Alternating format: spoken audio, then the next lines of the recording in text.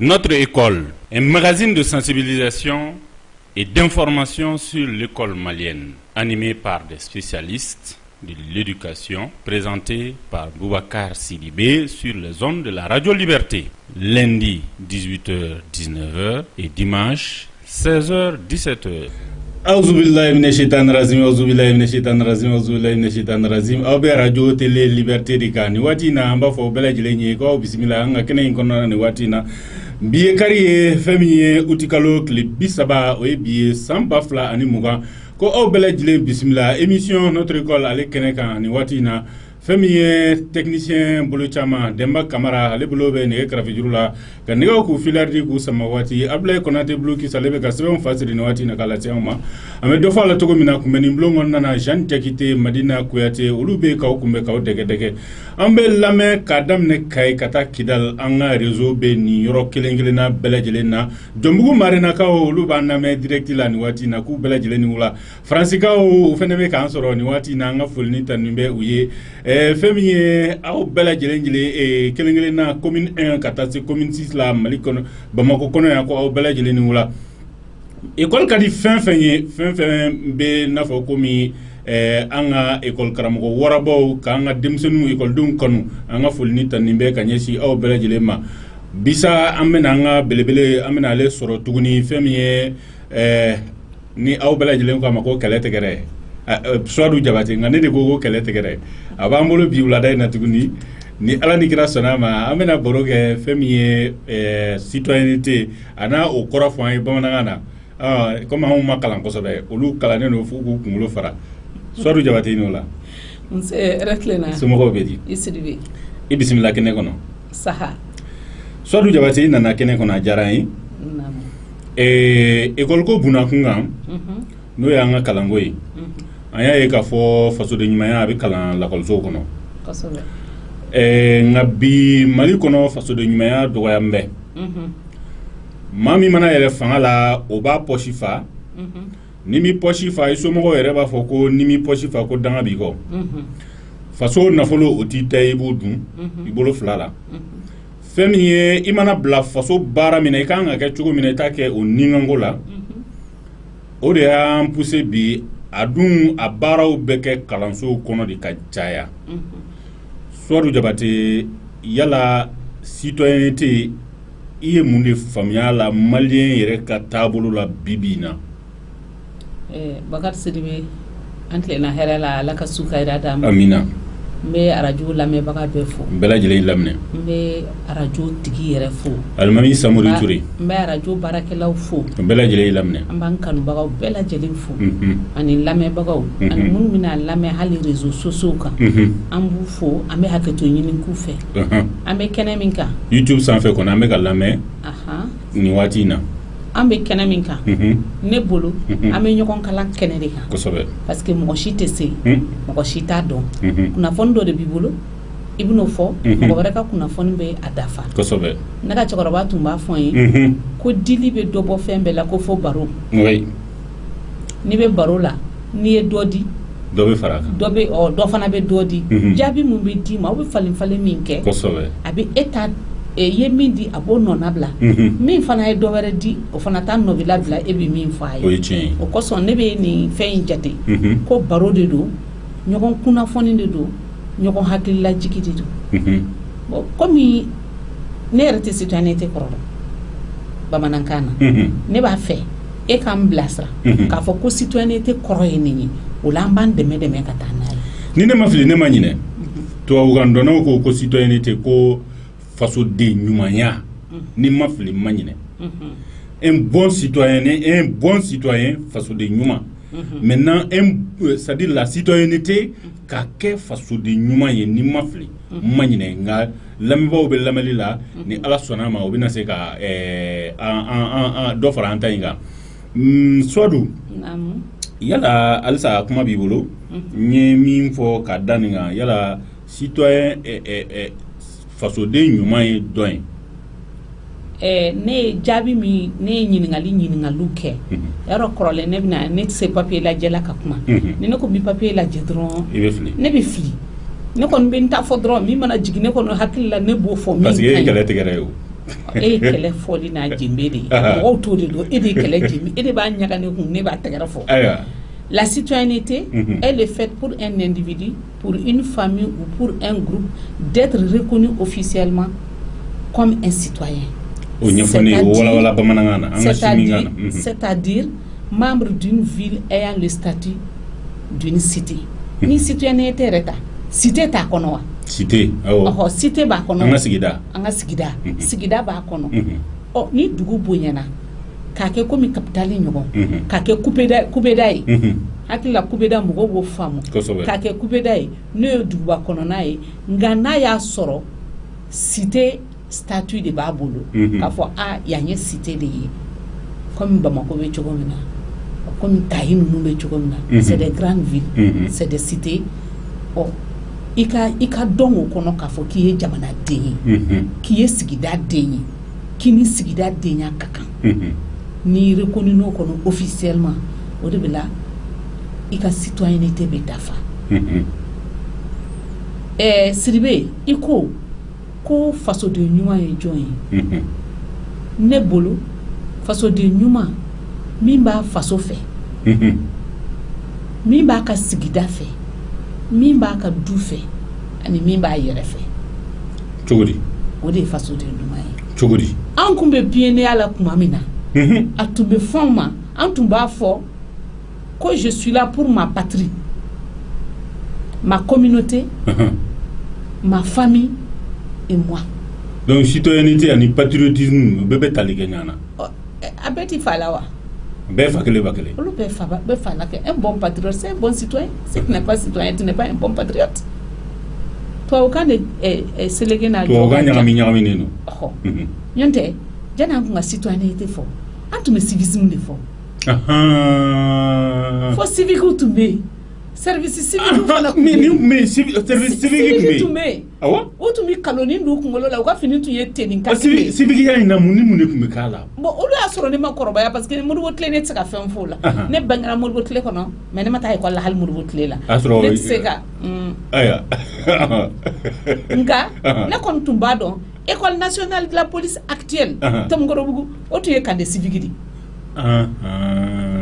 comment Tomgorobougou an kun bɛ taa civique kan kɔnɔ an tun b'u ye o kun bɛ baara caman kɛ fɛn fɛn bɛ taa hadamadenya sabatili n'a kɔlɔsili la parce que n'i ye citoyenneté yɛrɛ lajɛ a bɛ i tɛ se ka sigida fɔ ka tɛmɛ loi sociale kan sariya dɔw de bɛ sigi kɔnɔ sariya dɔw de bɛ sigi ɲɔgɔnya kɔnɔ sariya dɔw de bɛ jamana kɔnɔ sariya dɔw de bɛ jamanadenya kɔnɔ jamanaden ɲuman i bɛ aw de bɛ sariya ta jama parce que jamana sariya jamanadenw de b'a ta aw de b'a labato aw de b'a bɔ da la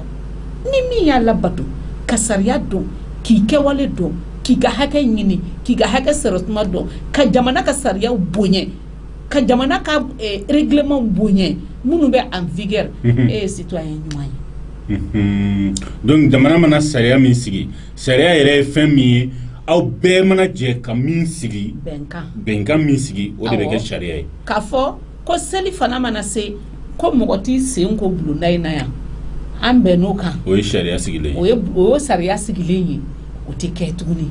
o tɛ kɛ parce que an bɛɛ bɛnna kan sariya ye bɛnkan de ye min bɛ taa jamana ka nafa sira la mais misali la n b'a fɔ tuguni fɛn min ye faso ta ye fɛn min ye bɛɛ jɛ ye mɔgɔ kelen ka n'o tiɲɛ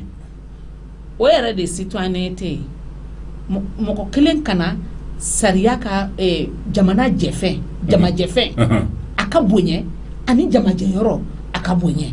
n'i y'a jateminɛ sisan an bɛ wuli ka taa an sigi trottoir kan sisan k'an bɛ dahirimɛ ɲini na an t'a ɲini k'a faamu yɛrɛ a kan ka kɛ cogo min an t'o faamu la chose publique an b'a boɲɛ o bɛ cogoya min na jamana ka nafolo sɔrɔlen ni maa kelen ko k'i b'o dun yɛrɛ kɔni k'i ye sariya sɔsɔ ou bien n'a fɔra sisan nɔ ko min yɛrɛ kana kɛ k'o man ɲi ko ni sariya dɔw ka ta sisan comme n'i ye mɔbiliw lajɛ sisan k'a fɔ ko ni mɔbili ma dédouaner k'a kana circuler ni mɔbili dédouaner bali circuler la ça veut dire que i ye sariya sɔsɔ kosɛbɛ i kɛra mɔgɔ sugu o sugu ye i bɛ taa sɔrɔ sariya dɔnbagaw yɛrɛ minnu b'a dɔn olu de fana bɛ nin sugu kɛ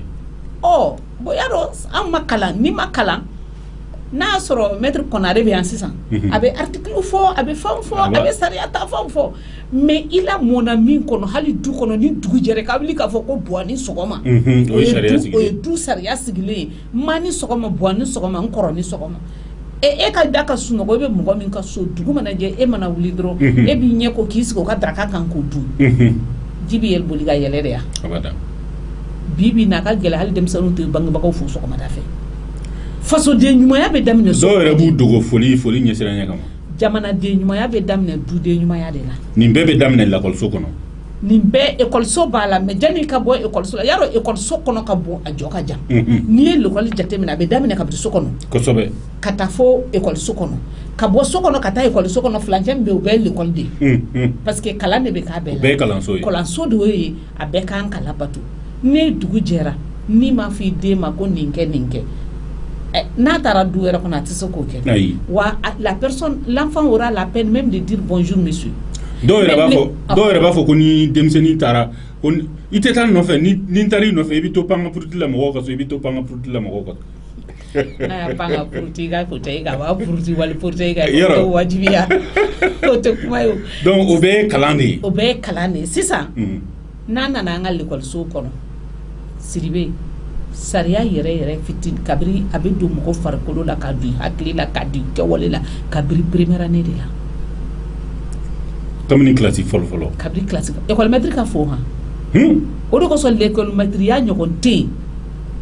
ni maa mun tun bɛ dɔɔnin kɛ fɔlɔ kilasi kɔnɔ excellent les jeunes olu de tun ye karamɔgɔ ye parce que maa o maa n'a fɔra k'i ka wuli k'i ka buna hadamaden wɛrɛ dogi k'a don da fɛ baara b'i bolo dɛ a ma nɔgɔn o la l'école maître ya o ye bɛ komi banaya quoi i b'i ja i bɛ fɛn dɔn fɛn t'i tɔɔrɔ parce que i bɛ fɛn bɛɛ kunbɛn fɛn kan ka kɛ m'a fɔ lamɛnbagaw ye ko nɛgɛjuru ma labila fɔlɔ nɛgɛjuru ma labila maaw ka hakɛ to dɔɔni miniti 30 ɲɔgɔn na an bɛ nɛgɛjuru labila maaw ye soir tɛmɛ ni kuma ye école maître ne hakili b'a la n'an taara école la sɔgɔmada fɛ a bɛ foli mun kɛ a b'aw ka classe da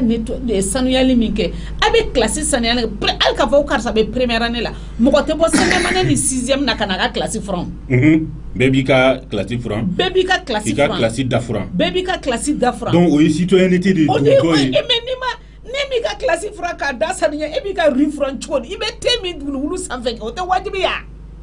k'i sigi wuluwuluji bɛ dugu ma i bɛ ka walima wuluwuluji b'i sen kɔrɔ i bɛ ka bɔgɔ k'a kan. n'i ka tebara datuguna ni bin i bɛ sin ka nin ta i bolo nugun na ten k'a ni kutukutu ji la dɔrɔn k'a biri o tuma an bɛ baga coronavirus ma n'o tɛ typhoïde tɛ se ka ban. kabako don. o la kilasi kɔnɔ l'école maître yɛrɛ i y'i da ko wa n'i wulila sɔgɔma n b'i ɲɛ ko n bɛ n da ko n bɛ n sen ko n bɛ nin kɛ tan n bɛ nin kɛ tan. O bɛɛ bɛ kalan classe kɔnɔ o bɛɛ bɛ kalan kabiri première année deuxième année la propriété du corps humain o bɛɛ bɛ kalan ni maa ma se k'i yɛrɛ sanuya e bɛ se ka maa wɛrɛ sanuya cogo di ni maa ma se k'i sanuya e b'i sigida sanuya cogo di ni maa ma se k'i sigida sanuya i b'i ka jamana sanuya cogo di i bɛ k'i ka jamana fɛ cogo di ka k'i ka jamana fɛ a bɛ daminɛ classe de kɔnɔ fɔlɔfɔlɔ la an ka kayew a bɛ min kan ko Sunjata hymne national tun b'a kɔfɛ. Awɔ an ka faso jamana fasa fo kalakisɛtigi b'a kan ko Sunjata awɔ kaye a tɔgɔ sɛbɛn ko Sunjata wa ligne tun cɛ ka ɲi 3 lignes tun don hymne national b'a kɔfɛ kaye kɔfɛla tun ye espace pédagogique de ni hymne national tɛ min kɔfɛ table de multiplication bɛ o kɔfɛ kosɛbɛ i y'a dɔn i m'a dɔn a bɛɛ n'i ka kaye kɔfɛla yɛlɛma i bɛ fɛn dɔ sɔrɔ kaye fɔlɔfɔlɔ la kaye classe kɔnɔ tenue de kaye kun bɛ ta ni chapitre min banna bɛ frise kɛ ka couleur kala ka kaye cɛ ɲɛ e ma se k'i ka kaye cɛ ɲɛ i ma kalanw la i ma kala classe cɛ ɲɛli la i bɛ jamana cɛ ɲɛ mais Suwadu nin bɛɛ bɛ kɛ kalanso kɔnɔ mais bi an ɲɛ b'a la k'a fɔ an ka o kalanso kelen gɛlɛya de b'a la n bɛ o yɔrɔ la n bɛ parenthèse dayɛlɛ k'a fɔ denmansaw ye maa caman ye weleli kɛ k'a fɔ ko a fɔra ko ouverture ye le 2 o waati de tun fɔra nka kɔsana ta in an ɲɛ b'a la k'a fɔ min ye lakɔlikaramɔgɔw ye u ni min ye sɔrasiw ye finitigilakaw u ma bɛn ko la wa u ka ɲɔgɔn ye dɔ bɛ yen ntɛnɛndon ni ala ni kira sɔnna ma n'o ɲɔgɔn ye nin cɛra ka bɔ yen sa ani min bɔra kɔnɔna na maaw b'u ta n'u bila dɔn n'o tɛ lakɔlikaramɔgɔw kɔni ko tant que olu ka article 39 a ma sabati suwadu ko kalan tɛ yen nin dun bɛɛ an bɛ ka fɛn fɛn min fɔ nin ye a bɛɛ bɛ kalanso de kɔnɔ suwadu dɔgɔkun tɛmɛnen ko tɔ tɛ san na bilen san banna Mali école ko yɛrɛ a kan k'a lajɛ ji ɲɛmadɔlen de la ne kɔni ne bɛ jamanatigiw deli a kɔrɔlen n'a kuraw dugutigiw ni kabilatigiw dutigiw ni denmansaw an ka kalanko lajɛ koyi a girin ka dayɛlɛ in yɛrɛ o yɛrɛ nafa yɛrɛ de t'o la n'i ko ka maliyɛn kura dilan f'an ka kalanko lajɛ ni ji ɲɛmadɔlen f'an ka kalanko de lajɛ Mali kura tɛ yen ni maliyɛn kura tɛ yen e bɛ Mali kura sɔrɔ cogo di ni maliyɛn kura tɛ yen parce que en réalité Mali kura ko in na mɔgɔ si fa jamu tɛ falen koyi an yɛrɛ kun y'o de fɔ o tuma maaw ka hakɛ to lamɛnli la maakɔrɔbaw bɛ lafaamuya cogo di k'u kɛ maliyɛn kura ye maakɔrɔbaw ma bɔ maliyɛnya la o ka hakilina falen kɛ maakɔrɔbaw ma bɔ maliyɛnya la parce que an bɛɛ ko nin ko in ma ɲi nin ko in ma ɲi mais maa si tɛ fɛ k'a bila awɔ i b'a dɔn n'i ye ne ɲininka dɛ ne ka kunfin jate la a bɛ fɔ fɛn dɔ ma ko la pression de l'environnement o y'a jumɛn pression de l'environnement ye min ye peut-être ne ni e bɛ sigi la sisan e selen b'i denw na e kɛlen don k'i ka denbaya ladon k'a la ɲɛ ne bɛ kɛrɛfɛ ne ta ye fusanba ye i denw bɛ ɲɛbɔ ne denw fusanba ye fɛ dɛ u bɛ fɛn kɛ min man di e ye parce que n'i tɛ yen wagati min na ne ni n ka denbaya ka pression bɛ k'i kan donc fo bɛɛ de k'i ta dilan o ye kelen ye filanan misali dɔ bɛ yen ni bi tɛ an ka mɔgɔkɔrɔbaw n'i bɔra sugu la nasan na i musolama u b'a fɔ n'i bɛ taa ɲɛgɛn na i bɛ taa fɛn fɛn i b'o bɛɛ kɛ ɲɔntɛ i tɛ bɔ i ka na kɛrɛfɛ ayi dɛ i tɛ bɔ tant que i bɛ na tobili la i tɛ wuli ka bɔ i ka na kɛrɛfɛ o t'anw ta bitaw ye dɛ i ka na ka di ni min ka na ye n'a nana kɔgɔ fili i ka na la i bɛ mun fɔ an ta bitaw b'u to n'an tobili la ka taa film lajɛ bɛ bɔ filimu yɛrɛ la an ka théâtre an ka théâtre minnu bɛ bɔ awɔ buramuso jugu ni fɛnw bɛ théâtre minnu bɔ ba jɛnɛ ni fɛn ninnu n bi dɔw bi kɔgɔ kɛ buramuso ka na ou bien ka foronto guwan na walasa k'a fɔ k'a jelima man di n'i sigilen b'i ka na kɔrɔ o bi kɛ yan a bɛ fɔ de ma kɔgɔ min bɛna k'a la min bɛn'o kɛ o de ye pression de l'environnement ye mais n'i y'a ta k'a lajɛ dans un grand système n'i ye analyse systémique ta en sociologie ne t'olu dɔn dɛ n kɔni bɛ ka n da suɲɛ k'a fɔ ten il y a la perception de la mission n'a fɔra k'e ka taa ekɔlidenw kalan sisan nɔ i kan ka ekɔlidenw kalan cogo min na n'o tɛ e la o pédagogie tɛ la o dɔnniya tɛ la o faamuyali tɛ e la ça veut dire que i cira mission min na i t'a dɔn n'i b'a dɔn fana n'i b'i ka denmisɛnninw kalan i b'a ye cours kɔnɔ barokɛlaw tɛ sigi ekɔliso la cours kɔnɔna na fɔlikɛlaw tɛ na ye kɔɲɔkɛlaw tɛ ma don ye fosi tɛ ma don ye parce que denmisɛnninw kan k'a faamuya mais n'i ma se k'o protection k'i ka ekɔliso kɔnɔna na anw teminanw ni fɛnw ni boîte musique n'an y'an sigi a kɔfɛ denmisɛnninw bɛ attirer ka taa ye a bɛ fɔ o ma ko la pression de l'environnement parce que e bɛ min kɛ i bɛ sanjikɔrɔ wɔsi tɛ don tuguni mais n'i y'a jateminɛ n'an nana i ka ɲininkali kɔnɔna na ne ko par exemple an bɛɛ ɲɛnafinen don ne bɛ ka minnu fɔ nin ye ne tɛ k'o fɔ k'olu bɛ ka kɛ sisan ekɔli la dɛ parce que ne tɛ sisan ekɔli dɔn ne bɛ k'a fɔ ko minnu tɛmɛna i b'a sɔrɔ ne ni ɲɔgɔnna 10 bɛ yen olu fana bɛ nin dɔn n'i y'u bila condition na dɔrɔn ka jamana la sabati ka kalanko la sabati fɛn kuntan caman nana greffer an ka kalanko la minnu tun t'a la minnu t'a dɔ ye fiyewu an yɛrɛ ka kalan kan ka kɛ kalankɔrɔ ye komi Mamadu Konate tun bɛ cogoya min na école Mamadu Konate tun bɛ cogo dɔ la école syndicat tun bɛ cogo dɔ la Poudreur école école minnu tun bɛ kɛlen fɔlɔ la méthode islamique la o y'a sɔrɔ monsieur Fɔnba ko lamɛnbagaw ka hakɛ to an ma halisa nɛgɛjuru ma labila sɔɔni an bɛ na nɛgɛjuru labila u ye monsieur Fɔnbaw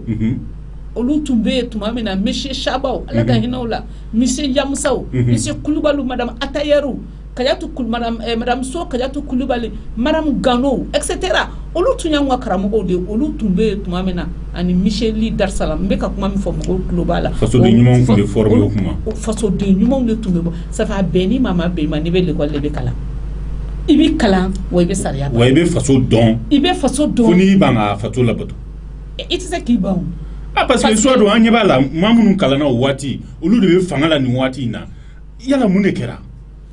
olu de fale na wa tarma hakilina kura de nanula ire ka mana ko system mogo munu kalana o tumana façon de nyumayala olu chamanti fangala blinde olu de bi fangala donc olu de ma relais passé wa o de ko so mi to ka fo demsanu ye ko an le nodo parce que anye lamoli mi soro an baramogo ya na mode ko ni ba fe den ki na fasini ki ba jonna mo o mi kera an na an ma do ko lu tuba on fede ki den na mo ba ko jon ko mi jon ola abi awo ola aba iba nafa aba yere nafa soro ay aba yere nafa soro mais anyan de nga chefan de ka bla kormugo kono atebi ka ni lerebe folo la an shi famata école la kata fo ko muna yende maître yende mo an so mo ko tumeto kata école la de temps en temps katanga kayo contrôler katanga classe contrôler kata bara contrôler ka fodro ko ay nana na boyande o katame e kala je école bi ta fo ka bla baw yere bi ta fawti taw awo baw singa tele école so la katame fawka anta ina songo ni wala hal na foro ko na awa yere tina songo soro atena songo soro aywa regarde il va soro dans tous les bureaux actuellement mali bureau be ko ni ba soro écran plat ba be ko no awo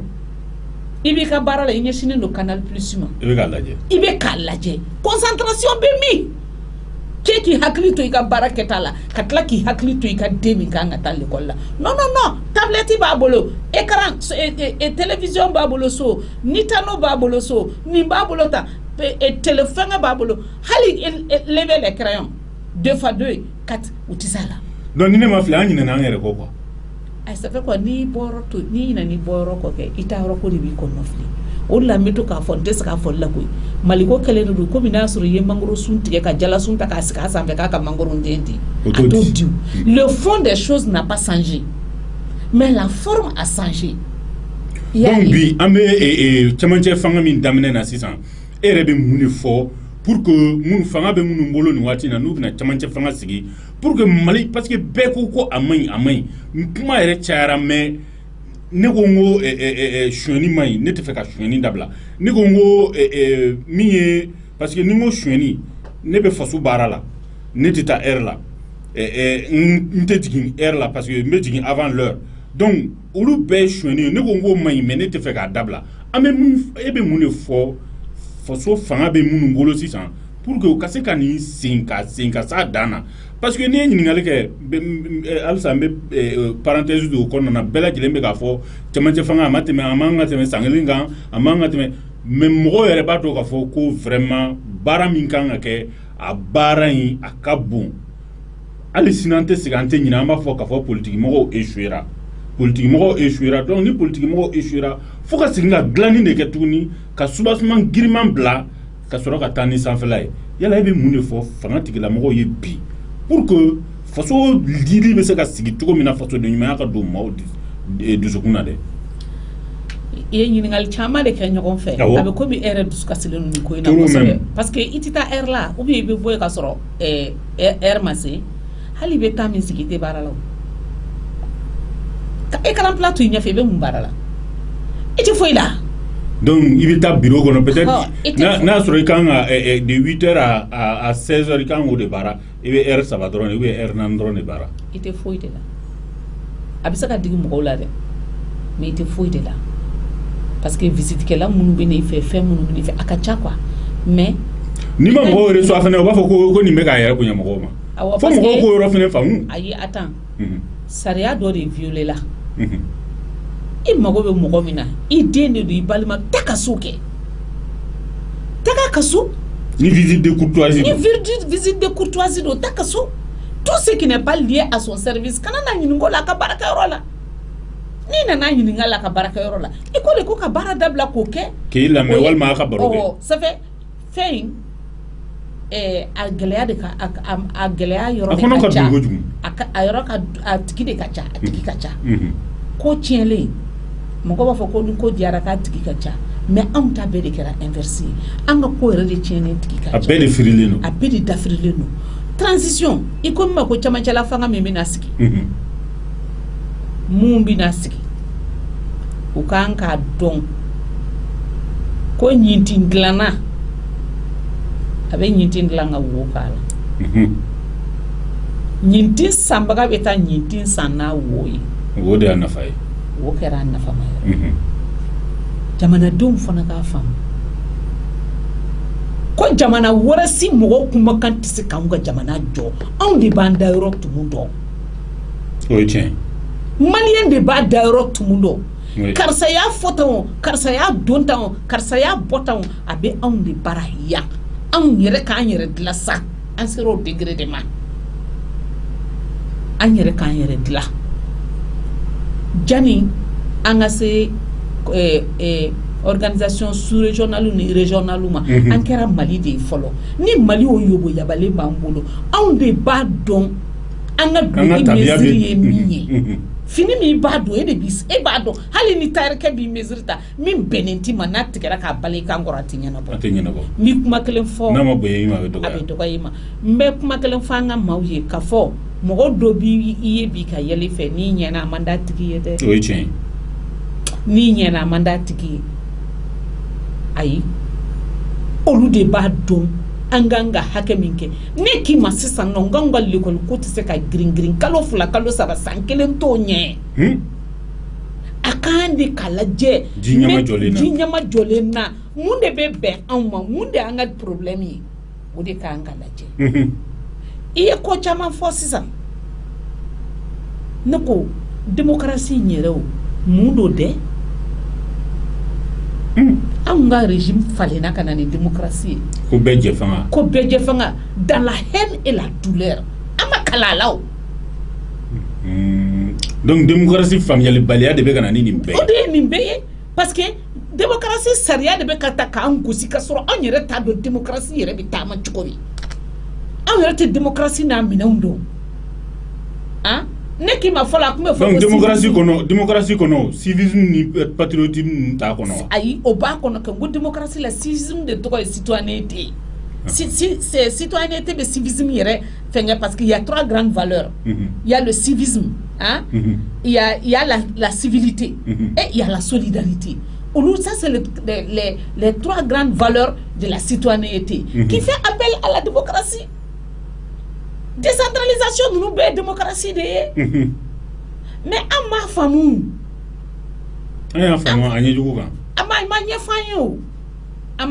parce que n'y a pas de minkera. Ani an ka jamana kɔnɔna ta cogo bɛ cogo min an ka faamuyali bɛ cogo min parce que anw ma kalan kosɛbɛ mɔgɔ kalannen man ca n'a fɔra dɔrɔn ko kana dɔrɔn kana cun an kana ten n'a ma bonya ma a bɛ dɔgɔya ma dɛ an filɛ o de kɛnɛ kan cette démocratie est venue dans la douleur et la haine kɛlɛ dɔ de kɛra ka fanga dɔ bin ka an n'an ka sɔrɔdasiw nege bɔ ɲɔgɔn na k'olu kɛ non grataw ye k'olu bila kɛrɛfɛ an ka taa n'an yɛrɛ ye ko société civile e k'a faamu bani e k'a lajɛ pour que i ka kɛ maire ye a caman maire ye politique de ya dɔn parti de bɛ fara ɲɔgɔn kan ka fɛnw kɛ ka vote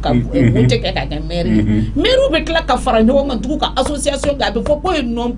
apolitique ye o bɛ kɛ cogo di o ko man nɔgɔn ko démocratie an t'a ɲɛfɔ an ye an ka faamu k'an k'an ma démocratie faamu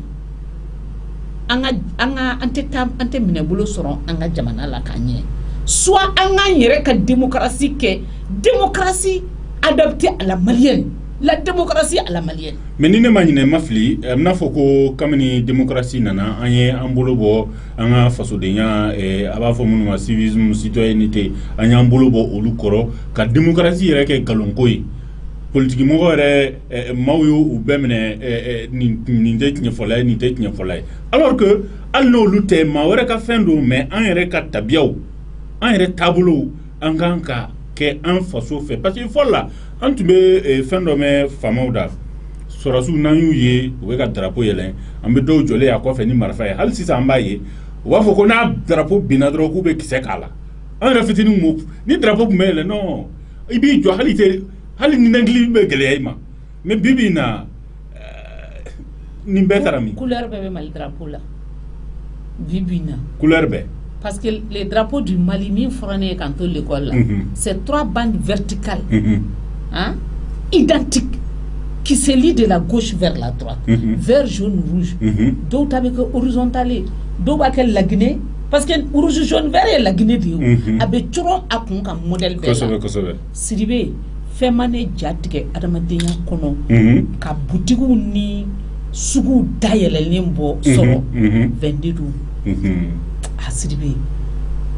jɔnjɔn an ka drapeau an ka bandiri an ka bandiri kɛra fɛn bɛɛ ye drapeau kɛra fɛn bɛɛ ye drapeau kɛra fɛn bɛɛ ye a bɛ fɛn bɛɛ la a melekelen bɛ bolo la a melekelen don kan na a melekelen don sen na a drapeau kunkuru bɛ kɛ ka fɛn bɛɛ kɛ fo k'i sa drapeau kunkuru kɔrɔlen i t'a fililen ye abada dɔw yɛrɛ b'a kɛ mugubani ye barado d'accord an bɛ mais parce que a ma ɲɛfɔ an ye o a tɛ ka ɲɛfɔ tuguni o a tɛ kala ka nin bɛɛ ɲɛfɔli yɔrɔ belebeleba ye nin bɛɛ bɛ kalanso kɔnɔna ye a bɛ fɔ kalanso kɔnɔ a bɛ fɔ PNU la ça fait groupement dɔw de tun bɛ yen nɔ mouvement dɔw de tun bɛ yen nɔ minnu bɛ l'école dafa PNU ya b'o la mais mun de ye nin bɛɛ jasi kalanso da mun yɛrɛ de y'an ka kalan jasi yɛrɛ o jaabi bɛ ne kɔnɔ wa n'o jaabi bɛ ne kɔnɔ ne tɛna yan mun y'a jansi ni ne bɛ se k'o jaabi o b'a sɔrɔ ne y'a dilan n'a sɔrɔ ne bɛ se k'o jaabi sabisa ne y'a dilan bon ne t'a dɔn min y'a tiɲɛ ka se nin degré la n'i b'a fɛ ka jamana yɛrɛ la gosi pewu ka jamanaya ban kalan de fɔlɔ bɛ ban fɛn 2 de bannen don an fɛ yan fo 3 fo 4 école ko o banna o sɔsɔrɔla sɔrɔsiya o banna Mali sɔrɔsiw ɲɔgɔn cɛfarin kun tɛ yen ni ne y'a ye ko an bɛ fɛn Tchadien fɔ la Janjaweed la n hakili bɛ jigin kɔrɔlen kɔ Mali sɔrɔsiw y'o lafa farafinna fan bɛɛ yan mɔgɔ sɔrɔsi foyi tun ma fisa ni Mali sɔrɔsiw ye Mali sɔrɔsiw ka cɛfarinya tun ka bon nin yɔrɔ in na n bɛ Miki Dara fo n t'a dɔn dɛ Miki Dara min tun bɛ wuli ni Miki ye ka mɔgɔw ko Miki Dara voilà Miki Dara n b'o fo nin yɔrɔ in na yan nɔ an ka dɔgɔtɔrɔso ko banna la médicalisation de la santé o banna dunkafa tɛ sɔrɔ aw b'a fɛ jamana ka sɔrɔ cogo di mais bɛ ka min maaba ninnu tɔgɔ fɔ ninnu bɛɛ tun bɛ baara kɛ ni faso kanu de ye faso diyaɲɛ de ye donc o de tɛ yen bilen awɔ a bɛ fɔ de ko ne ye moi ma famille après ma patrie or c'était ma patrie ma famille et moi-même fɛn bɛɛ de taara a lamɛn o dɔrɔn de ye fɛn gɛlɛya belebeleba ye d'accord bi ni waati na ñu de fɔ halisa aw bɛ radio télé liberté kan émission notre école avec o de lamɛn ani ka lajɛ nɛgɛjuru sira o ye 66 74 33 48 66 74 33 48 a bɛ se k'an wele ni faranga bɛ min fɛ walima ni ɲininkali bɛ min fɛ ka kɛ Suadu Jabate la a bɛ aw bolo ni waati na 66 74 33 48 émission notre école radio télé liberté Suadu iko faso dɔ bɛ nɛgɛjuru la ni waati na an k'o ta fɔlɔ allo waaleykum salaam i b'i mabɔ i ka radio la dɔɔni tɔɔrɔ tɛ i b'i dɔ b'i ka radio mankan na i tɔgɔ Katakatani Sidibe ok Katakatani Sidibe Moribabugu Dura kuma b'i bolo mi fo a diyara an ye i ka invité fo a diyara an ye a tulo b'i la ka lamɛnbaa bɛɛ lajɛlen fo bɛɛ lajɛlen tulo b'i la Ala ka barika don émission na amina rabi Ala ka Mali kalanko Ala ka bɔ dugu kɔnɔ amina rabi n'o tɛ ɲinɛ ko bɛ Mali kalanko dɛ yɔrɔ dɛ depuis Musa Traoré minɛna ka na se bi ma 91 kalanko banna ka na se bi ma kalanko banna pewu an yɛrɛ kalan waati a ti kula yɛrɛ ko école maîtrise ni école den yɛrɛ ka kɛnɛ ɲɔgɔn ye kɛnɛ kelen kan i b'i kun suli de n'o loi nana ta k'a fɔ ko école maîtrise tɛ se ka kuma école den fɛ bilen k'a b'a wele fanga na yɔrɔ kɔni kalan kɔni tiɲɛna o ye ko nalen a kunjugu kan Oh, ko na mo me ka ki kala ne siga ko ngol sigula. E ti siga ti nyana da fe. Ayi, mano. Pero o kala to ga je ko ni. O to ga je. Bon, kala ko ni parce que de ko o sharata dro e kala ko ti te. Na da aya be mun na mu go kala o ka kala be to to blaka ta ko ka. Awa. Mais o bu ka haka mun do bu bo yan. O te o sharata nu la bato. Mais mun na anga nyamo nu bo shinara du nu sugan na ka anga shara kanga kalango yɛrɛ bafuye ka siga sen zabara kɔnɔ. Nin bɛɛ pour que k'an ka faso Mali jasi. Ka Mali yɛrɛ de pewu parce que ni kalan tɛ jamana o jamana tɛ taa ɲɛ. Vraiment. Mais fɔ école maître ani école denfaw. Bɛɛ ka wuli k'i jɔ kalanko la. A kana to école maître dama bolo. Ok. N'a école maître ka hakɛ tigɛ d'u ma. École masaw ɲinɛna kalanko kɔ. Bon, n'a sɔn ɲini baara ye a ti san kuru kara baara don. Awɔ. Fo ka tɛ saya se i ma don min i bɛ nasɔngɔ ɲini na. O ye tiɲɛ ye. Bon, e bɛ ka ɲinɛ denw minnu kɔ i denw ninnu olu fana ka siniɲɛsigi de bɛ masa bolo yan den ka bɔ a yɛrɛ la. Kosɛbɛ kosɛbɛ. Bon, n'i ɲinɛna olu ka siniɲɛsigi belebeleba kɔ o ye kalan ye. Awɔ. Bon, o ye fiɲɛ belebeleba don a ka kalanko la. Vraiment. A ka ɲɛnamaya la. Awɔ. Bon, fo masaw ka jɔ o yɔrɔ la quoi. Ok, d'accord. Merci beaucoup, Sidibé. Merci. Merci. 66 74 33 48. Soit do ayika kuma fo. Iko ko il fika den joyamo pour que aka yɛrɛ nafa. Ko sisa ko an ka école ko la ko bugɔli t'a la tugun. Allo? Monsieur le président. Somɔgɔw bɛ di? Bonjour. Dingoni. I tɔgɔ ni jamu. Bon, ne tɔgɔ Ibrahim Kone. Ibrahim Kone ka bɔ min? Bon, ka bɔ Sotiba. Ibrahim Kone Sotiba a ko ne ma ko le pendant aya kuma b'i bolo i Kone. Bon, ne tun bɛ fɛ ka intervenir dɔɔni a ka bi débat in na. Bon, min ye citoyen ko yɔrɔ ye ne hakili la n'an ka kalan ɲɛmɔgɔ kan ka fɛn dɔ de initier école la. N'a ma ɲɛ an tɛna se ka fɔlɔ mɔgɔw ta ladege ou bien n'o degeli ka gɛlɛn an ma au moins an bɛ se ka an bɛ an taw adapté cogo min na pour que an bɛ se ka taa ɲɛfɛ hali bi. An b'o adapté cogo min na. Bon, i b'a dɔn ko droit civil filɛ nin ye a kan ka enseigner mais mɔgɔw b'a sɔrɔ fo université de la minnu t'a jigin ka na fondamental la dɛ. Donc a bɛ kɛ université de la u kan e yɛrɛ bolo u kan ka na n'a ye fo fondamental la. A kan ka na fondamental la. Ni e ko k'e bɛ i bolo bɔ i ka hakɛ nɔfɛ e yɛrɛ fana kan ka min kɛ i kan k'o fana dɔn dɛ. O ye tiɲɛ ye minɛ. Donc i b'a dɔn ni mɔgɔ caman bɛ yanni i b'a ye circulation ni fɛnw na ko camanba de bɛ yen fɛn bɛɛ diɲɛ yɛrɛ taga gɛlɛn droit civil yɛrɛ faamuyali kɔ. Awɔ. N'a bɛ wuli k'a bɛ revendication ni fɛn fɛn kɛ o bɛ k'a sɔrɔ a bɛ bolo bɔ hakɛ de nɔfɛ maa yɛrɛ kan ka min kɛ nin. A yɛrɛ kan ka min kɛ a yɛrɛ kan k'o dɔn dɛ. N'o o sera ka fɛrɛfɛrɛ latigɛ mɔgɔ ye ka kalan ka formation jigin na fo fondamental la tiɲɛna o bɛ ɲɛ kosɛbɛ. Mais Ibrahim, est-ce que maaw t'a dɔn nka u tɛ fɛ k'a kɛ de est-ce que n t'a dɔn n tɛ fɛ k'a kɛ ne tɛ maliyɛn ta yan. Bon i b'a dɔn ko maliyɛn filɛ nin ye n'i y'a ta k'a lajɛ n b'a fɛ k'a fɔ an ka niveau de vie bɛ yɔrɔ dɔ la ka sɔrɔ k'an hakili ma mɔ ka s'o ma. Kana nin fɔ n ye koyi. Kana siga dɛ. Ayiwa. Maliyɛn kunfin ka ca n'a fɛn bɛɛ an m'an ta kɛ ɲɛ jala de kan kari ka don ko la mais an tɛ ko caman kalama. Ne ta fini don kirikiri. Kosɛbɛ. A filanan ye min ye. Bon ni se kɛra ne kɔni ye ne hakili la an ka ɲina ani san na école min nalen ta nin ye ka année scolaire yɛrɛ de suspend san kelen. Ka année scolaire suspend san kelen.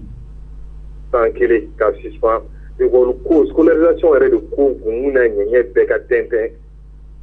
a bɛ taa sira min fɛ a bɛ na min fɛ k'a bɛɛ de jɔ école classique yɛrɛ de ka jɔ fɛn bɛɛ ka jɔ. Mɔgɔw ka wuli ka baara de kɛ ka wuli ka enquête kɛ école la école mun bɛ scolarisation yɛrɛ norme respecté la u ka dɔn école mun t'a respecté u bɛɛ ka datugu i munumunu yɔrɔ yɔrɔ i b'a sɔrɔ école dɔ bɛ soni 2 ni 3 k'o ye école ye maître dɔ bɛ ta ka école min dɛsɛra droit recalé ninnu droit recalé mɔgɔw b'an bɛɛ cɛ ka taa n'a ye an bɛ taa cours voilà donc an tɛna se ka an ma min faamuya an tɛ min dɔn an tɛna se k'o ɲɛfɔ mɔgɔ wɛrɛ fo b'o faamu c'est impossible donc école kan ka datugu de il faut que école enquête de ka kɛ école baden de datugu o san kelen kɔnɔna na ou formation métier formation qu'a initié école l'on te sigi so dem tan te to so tene ou beta ta métier kalani métier di bi ibaro ko faut ko bo dem sonu kungolo kono ga ko école classique de vous que saigner faut ko bo mo kungolo kono di en fait les niata ga la ja amana ame kalanga ka baji soro kana université la ambe en tout ka nangla la ma sigi so mais ni métier do be ibo kew c'est vrai et puis mo chama de ça sur les vocation il va y métier dans la haliti njabo ni fait travail fait il bien fait sur la pour la boragala de musoro c'est vrai oh mire enseignant ou ga la je ça renforcement des capacités ko nous ma d'abord enseignement comment nous ou tara pour la de quoi gain va ko regagni nous ga toke nous de ko ou ga niveau de quoi faire parce que maîtrise fléni et c'est ça fait dit il va savoir transmettre et golden na ni refene de remise à niveau que c'est pas vrai ni te min de tsego di de c'est aussi et bien là que nous avancer faut mettre au cas soit des renforcement de capacité faka ku kuni pour s'enquérir qu'on na ou bébé wili non seulement enquête de ka don ni mundu balolu ou gata ou gana ou gat fara nyogonga ou gata kurga duma ou fene ku ga niveau renforcé ou en même temps et golon fene ga la formation que là d'accord suivi évaluation fene ga ka ko corona na tout voilà lolu ko mene ça fo merci beaucoup Ikone ma Sodo hakla ni kamale ba fe ka fo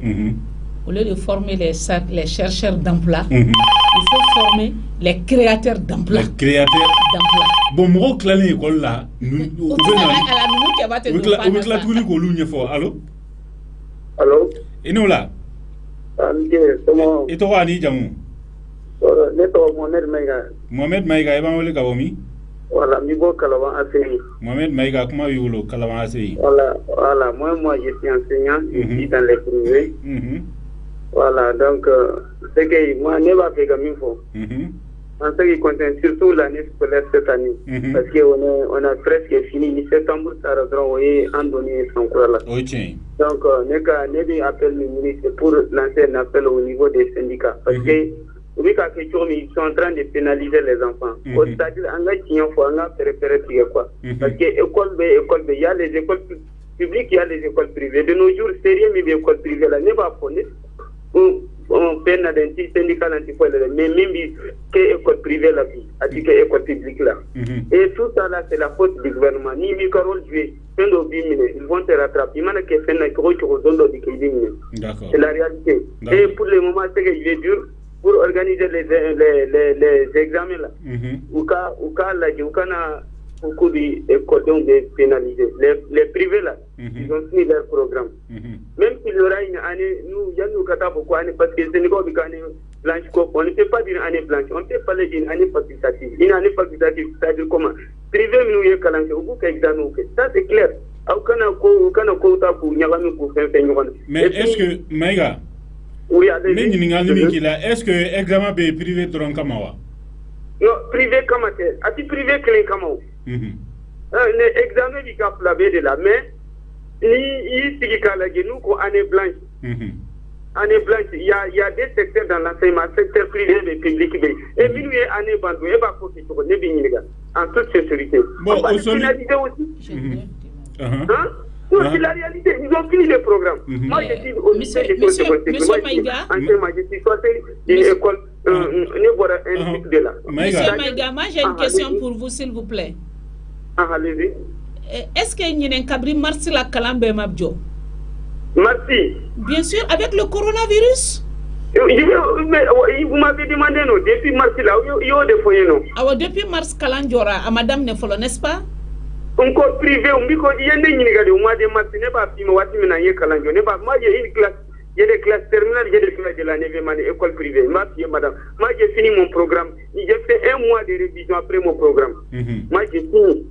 Et n'est que l'intérêt, il y a des lycées, il y a beaucoup de lycées, ça va être nanifié. Programme. Les gens qui me connaissent ma voix. D'accord. Entre la langue programme. D'accord. Parce que même, peut-être, public,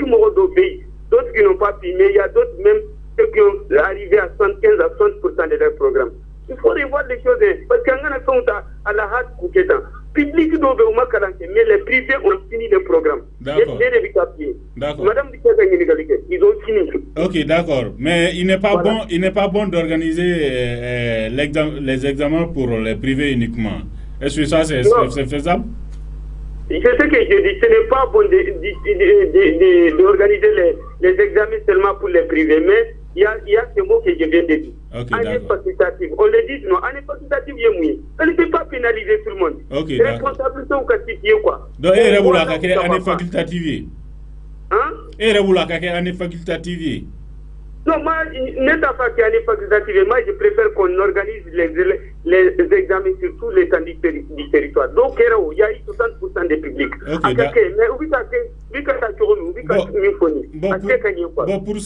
Pour ça, on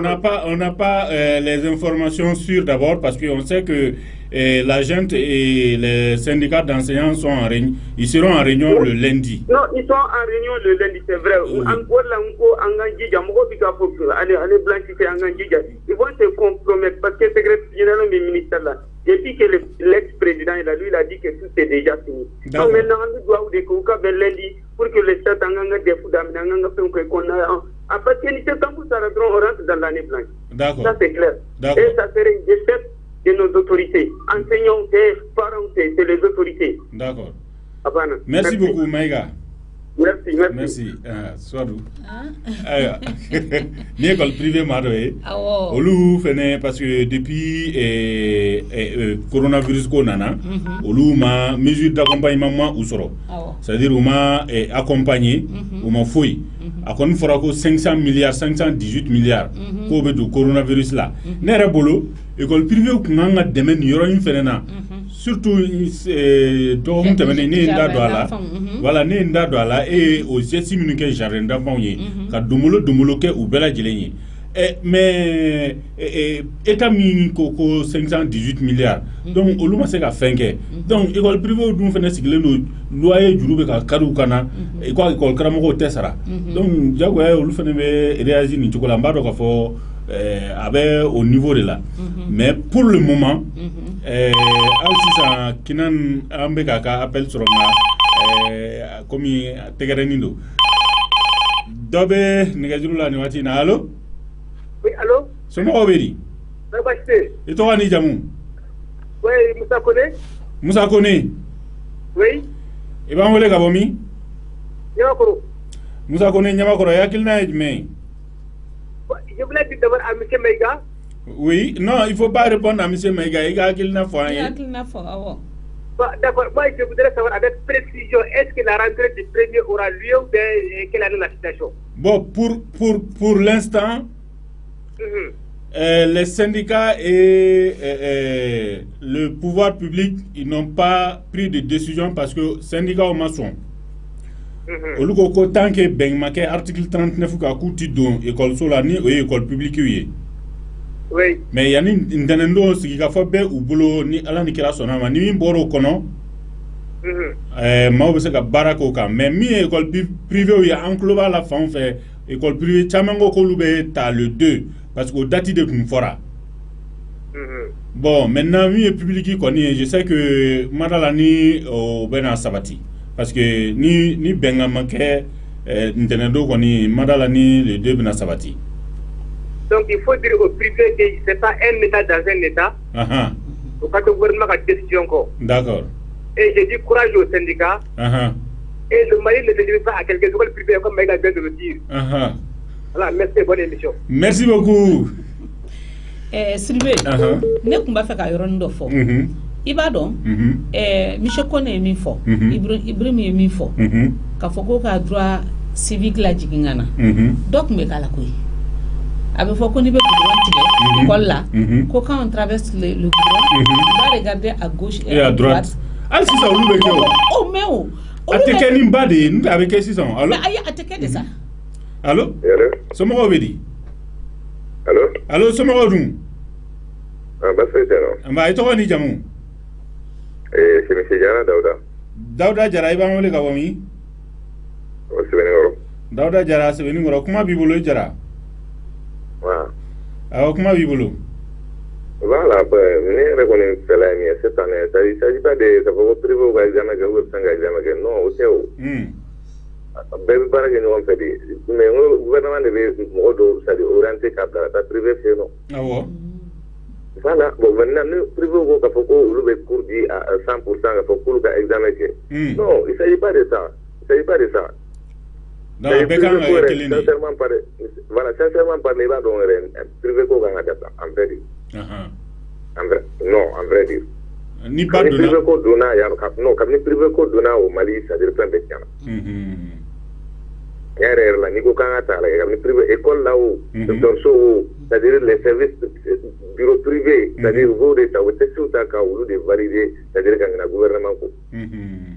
Non, docteur Ko, ne barake là, même moi je travaille à l'IDIAM maintenant, c'est-à-dire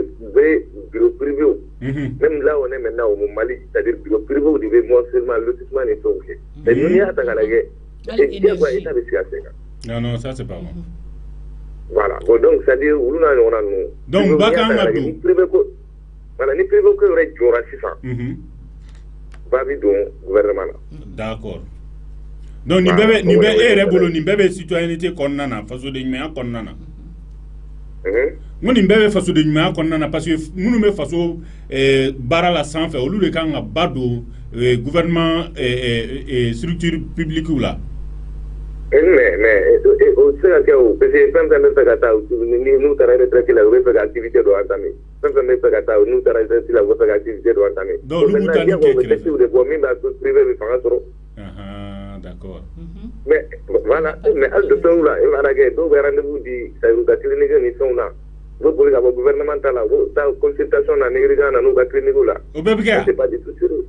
Mais alma est d'accord là, en fait c'est jamais on a en banque à faut que nana dit que d'accord. Voilà. OK. Avec d'accord. Voilà. Donc mais maintenant ni de quoi à travers c'est-à-dire comment dirais-je Béga Djeda Soro, que individuel Bessoro de là quoi. Voilà, à travers la collectivité, c'est-à-dire individuel Bessoro. Maintenant, il faudra que Béga individuel à côté, c'est-à-dire Antita. Amano. Antita. Merci beaucoup. Il y a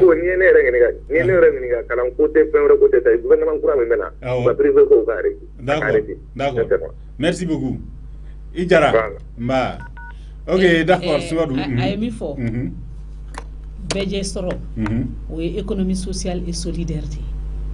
o de ni jamana développer le nous beje soro de yirwara o de ato be fu fana yirwara e ka shinna jabani yoro beje soro donc beka je ka soro non fait beka soro beka do soro mais kelengelen tay ko ni capitalisme fang modèle do de bekele be kabram ga wora e furba la kaba mo kelentise eni ne mana faranyonga anga fanga mana faranyonga ambe mi soro ani ekele yaki dana ne ekele yakenda ne ba soro ne be se ka boro duru soro e krefe mais ne ekele yakende boro fla soro donc ni nan sisan o kum de konnana anga autorité ye mi école publique ye ko lubla a krefe ne ko be min do komi fin ya photo comme na me min do wakati do ere tun soro la école publique jama kunga école privée jama kunga chakatame école publique ka lycée enfant fait ah bon wa maître munu be cours di privé ali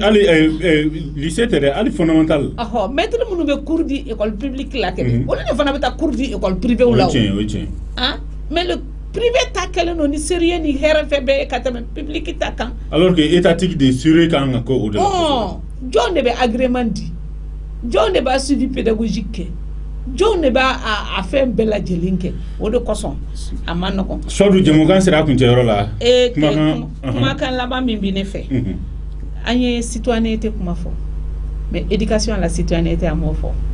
akil la donre awo amino fo ni ala sona ne bina nyini ngal ngurundo tun semela école privée do be no université enfant yi ou be ka fo demsonuma munu kan ko ga examen damne mardi do ku ka deuxième tranche sara ka deuxième tranche awo première tranche ma sara wa kala makewa ama jo mars kono wa maintenant pour que o kana examen ke ko ka deuxième tranche sara et de mars jusqu'en août kala make tranche du même sara ayo yin ngal gole ne ko an k'olu kow lajɛ ni o ɲɛɲinini kɛ dɛ o ɲɛɲinini kɛ bawo ne yɛrɛ kɛrɛfɛ maa caman bɛ o fɛn kɔnɔ bi ne bɛ foli kɛ lamɛnbaga bɛɛ ye. n kɔni ye min mɛn lamɛnbaga jɔn ni jɔn. lamɛnbaga kɛ minnu bɛ k'an lamɛn jama min bɛ k'an lamɛn minnu bɛ y'an lamɛn minnu weleli kɛ minnu ma weleli kɛ an ka foli bɛ ka taa bɛɛ lajɛlen ye min donna min gasi la o tigi ka hakɛ to parce que kuma i bɛ dɔ fɔ dɔ bi fɔ dɔ bɛ tila i la ni min porokotora an bolo o ka yafa ma ko la n bɛ radio liberté fo n b'aw ka promoteur fo technicien et tout le monde. bɛɛ lajɛlen ye foli laminɛ merci a diyara n ye min ye i bɔra ka min fɔ sisan an bɛ ba don a la kosɛbɛ parce que dɔgɔkun tɛmɛnen na maaw ye n wele k'a fɔ ko école privée dɔw la k'u bɛ ka denmisɛnninw wele u ka taa 3,000 sara ko parce que examen boli bɛ na kɛ 3,000 o ye 3,000 sigiyɔrɔma 3 ko parce que étape 3 de don n kɔni yalala k'a vérifier n y'a sɔrɔ boli ma daminɛ n'o tɛ ni boli tun daminɛ wa minnu y'a fɔ n b'olu dɔn wa hali sini n'a bɛna kɛ fɛnɛ n bɛ taa o ɲini a k'an bɛn émission wɛrɛ ni Ala ni kira sɔnna n'a ye. Notre école, un magazine de sensibilisation et d'information sur l'école malienne, animé par des spécialistes de l'éducation, présenté par Boubacar Sidibé sur les ondes de la Radio Liberté, lundi 18h-19h et dimanche 16h-17h.